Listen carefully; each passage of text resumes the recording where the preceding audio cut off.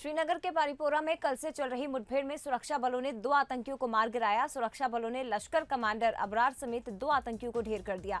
इसके साथ ही सुरक्षा बलों ने जिस घर में आतंकी छिपे थे उसे भी उड़ा दिया है। आतंकियों के पास से 2 AK-47 राइफल बरामद की गई। फिलहाल पूरे इलाके में सर्च ऑपरेशन जारी है।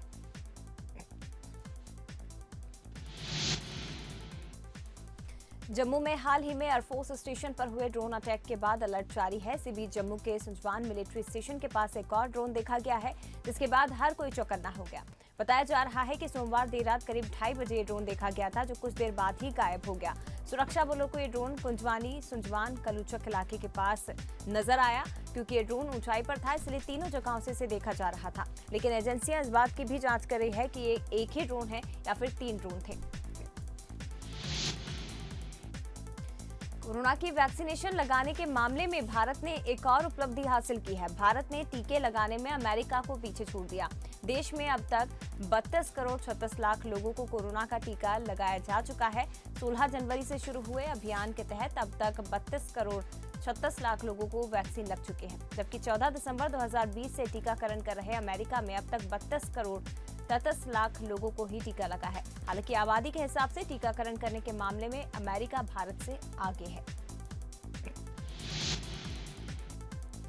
देश में अब गर्भवती महिलाओं को भी कोरोना का टीका लग सकता है। स्वास्थ्य मंत्रालय ने इसके लिए गाइडलाइन जारी की है, जिसमें कहा गया है कि वैक्सीन गर्भवतियों के लिए भी सुरक्षित है, उन्हें भी दूसरे लोगों की तरह संक्रमण से बचाती है।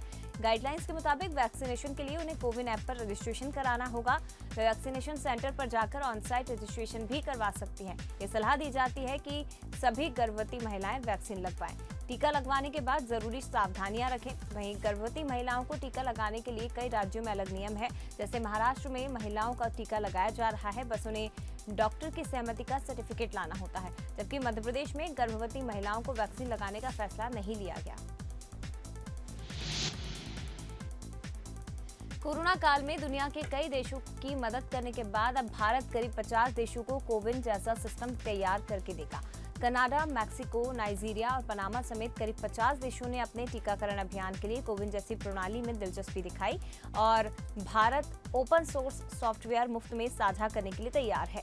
टीकाकरण अभियान समूह के अध्यक्ष डॉक्टर RS शर्मा ने कहा कि प्रधानमंत्री नरेंद्र मोदी ने अधिकारियों को सॉफ्टवेयर का एक ओपन सोर्स सॉफ्टवेयर तैयार करने और उसमें रुचि दिखाने वाले किसी भी देश को मुफ्त मुहैया करवाने के निर्देश दिए हैं। शर्मा ने ये बात दूसरे लोक स्वास्थ्य शिखर सम्मेलन में कही है। 5 जुलाई को स्वास्थ्य और प्रौद्योगिकी विशेषज्ञों का एक वैश्विक सम्मेलन 5 जुलाई को डिजिटल तरीके से आयोजित होगा। इसी कार्यक्रम में भारत साझा करेगा कि प्रणाली किस तरह काम करती है।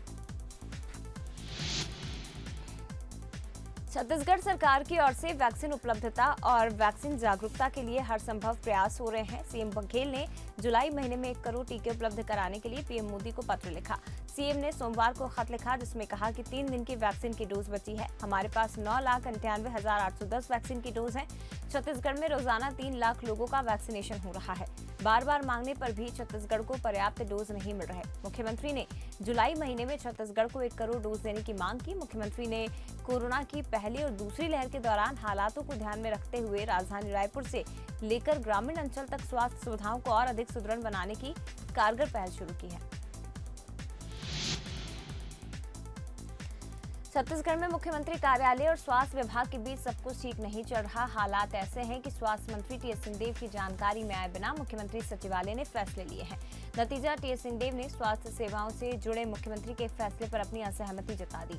उन्होंने यहां तक कह दिया कि इस बारे में उनसे किसी ने चर्चा नहीं की। दरअसल 27 जून को जनसंपर्क विभाग ने यह बताया था कि सरकार ग्रामीण क्षेत्रों में स्वास्थ्य सेवाओं को बेहतर बनाने के लिए निजी क्षेत्र को प्रोत्साहन देने जा रही है। इसके लिए ग्रामीण क्षेत्रों में निजी अस्पताल खोलने पर अनुदान दिया जाएगा। सीएम बघेल ने उद्योग विभाग को 10 दिन में अनुदान का प्रस्ताव तैयार करने के निर्देश दिए, लेकिन स्वास्थ्य मंत्री ने इस फैसले पर आपत्ति जताई है।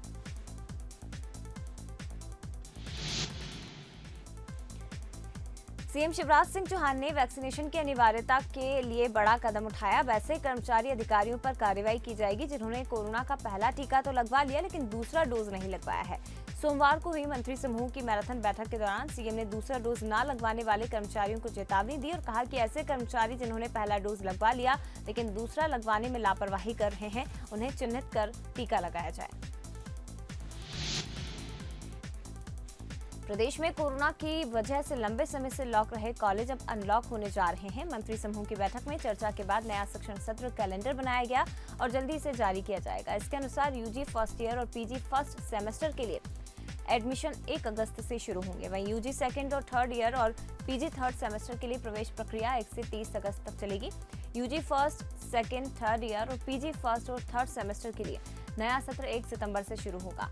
इंजीनियरिंग के सेकंड, थर्ड और फाइनल ईयर की क्लासेस 2 अगस्त से लगेंगी। फर्स्ट ईयर इंजीनियरिंग की कक्षाएं 15 सितंबर से शुरू होंगी। कोरोना की तीसरी लहर की चेतावनी को ध्यान में रखते हुए 50% स्टूडेंट के साथ क्लासेस चलेंगी। वहीं प्रैक्टिकल की कक्षाएं भी 50% स्टूडेंट के साथ ही शुरू की जाएंगी।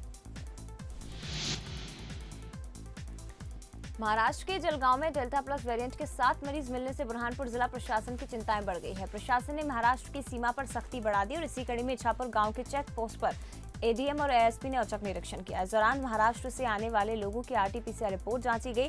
वहीं तैनात पुलिस जवान और स्वास्थ्य विभाग के अधिकारी कर्मचारियों को जरूरी दिशा निर्देश दिए।